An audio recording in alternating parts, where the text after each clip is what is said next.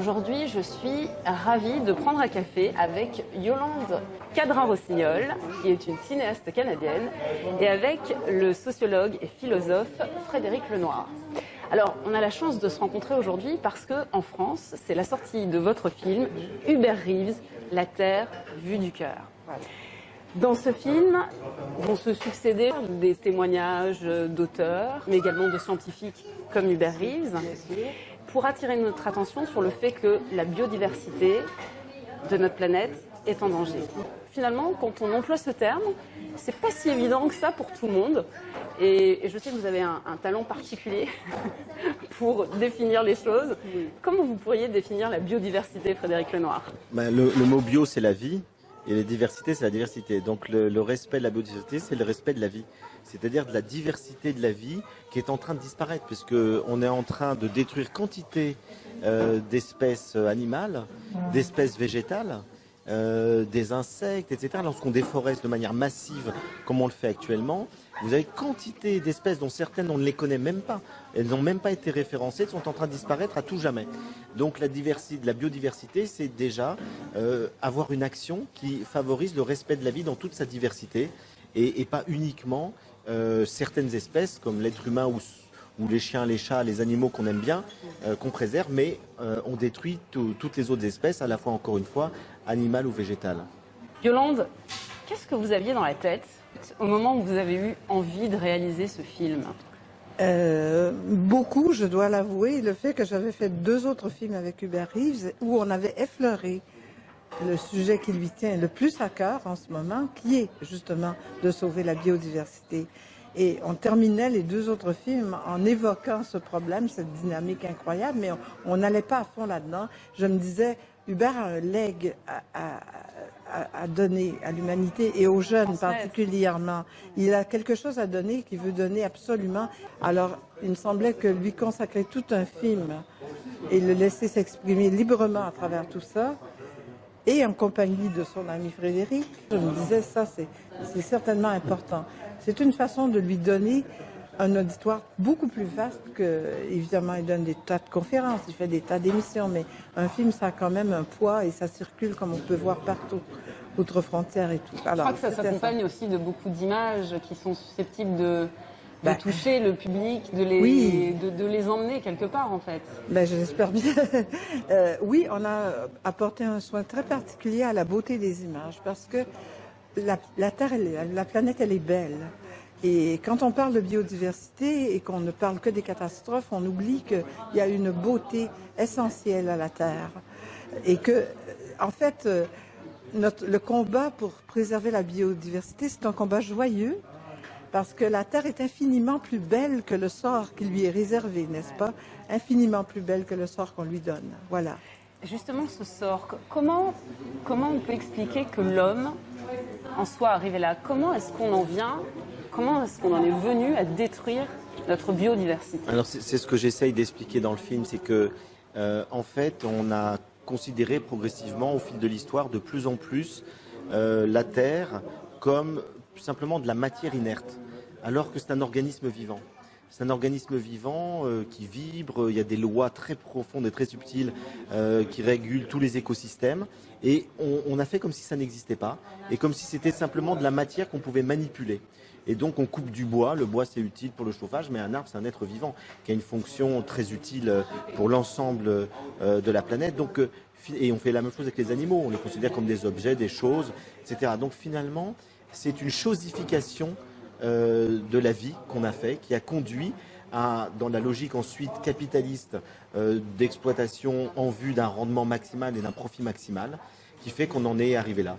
Donc il faut sortir à la fois du regard qu'on porte sur la Terre, ne pas la considérer que comme de la matière inerte, mais comme quelque chose de vivant.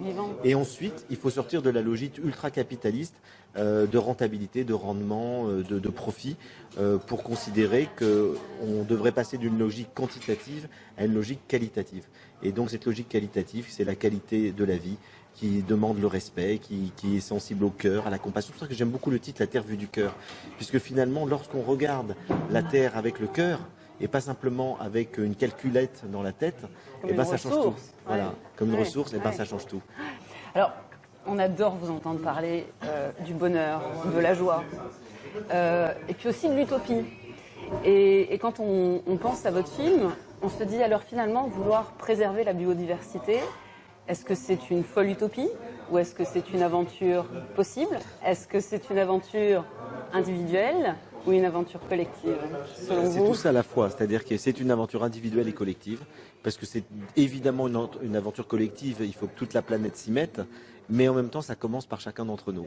Et c'est parce que chaque individu sera sensible, aura une ouverture de conscience, aura véritablement une connaissance déjà des enjeux, que progressivement ça deviendra une aventure collective. Et puis, la première partie de votre question, c'était déjà sur... Folle utopie. Alors ça, si on regarde l'histoire, on s'aperçoit que chaque fois qu'une idée est vraie, elle finit toujours par s'imposer, quels que soient les obstacles. Et je crois que c'est une idée vraie. C'est-à-dire que le combat pour le respect de la biodiversité, pour essayer de résoudre cette crise environnementale, c'est vraiment un combat essentiel. C'est le plus grand défi de notre temps. Et donc je crois que ce n'est pas du tout utopique de penser qu'on peut arriver à le gagner. Simplement, évidemment, ça passera, comme beaucoup d'utopies avant, les droits de l'homme, etc. et tout, ça passera par beaucoup de combats, beaucoup d'engagement de la part des acteurs qui seront convaincus. Et quand il y aura un seuil critique de la population qui va être vraiment convaincu et engagé, ça fera basculer possiblement la majorité. Moi, je vois émerger une conscience planétaire qu'on appelle de tous nos voeux, et je la sens émerger. La recherche m'a prouvé qu'elle était là partout. Au Guatemala, il y a des villes qui ont aboli le plastique au point où il y a une amende si on utilise du plastique. C'est quand même formidable.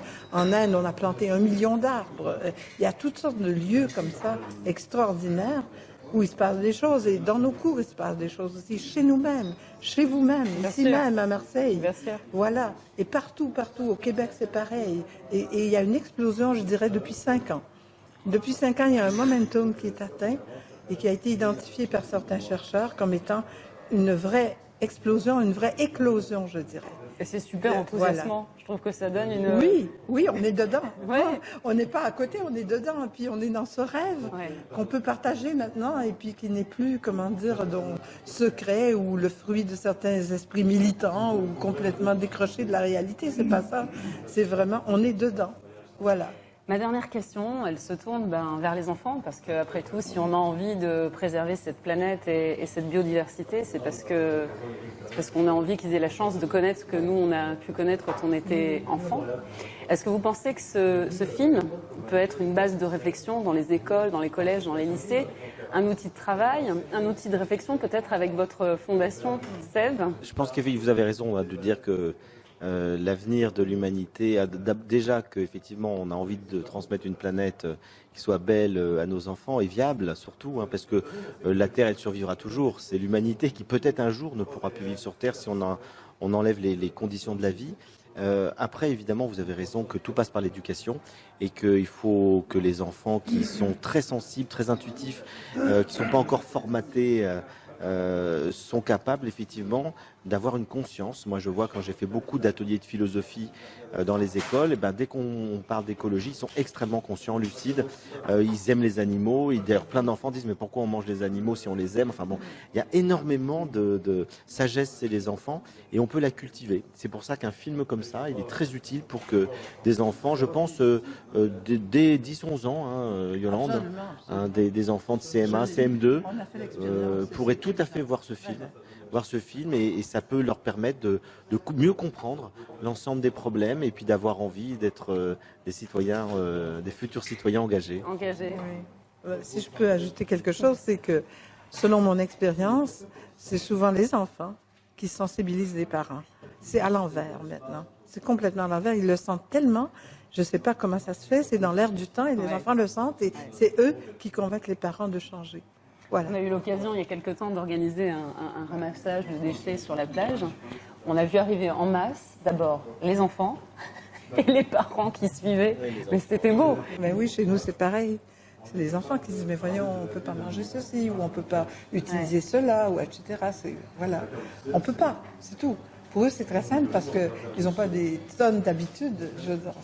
Ils comprennent tout de suite, ils sont dans le cas. Dans la pleine conscience aussi. Pleine conscience, voilà. Je vous souhaite qu'une chose, c'est que ce film soit vu par un maximum de personnes. En tout cas, ce soir, à Marseille, Ouais, il y a 460 personnes. C'est-à-dire que la salle est pleine, c'est fabuleux. à guichet fermé. C'est assez étonnant. On est assez ému, je dois dire.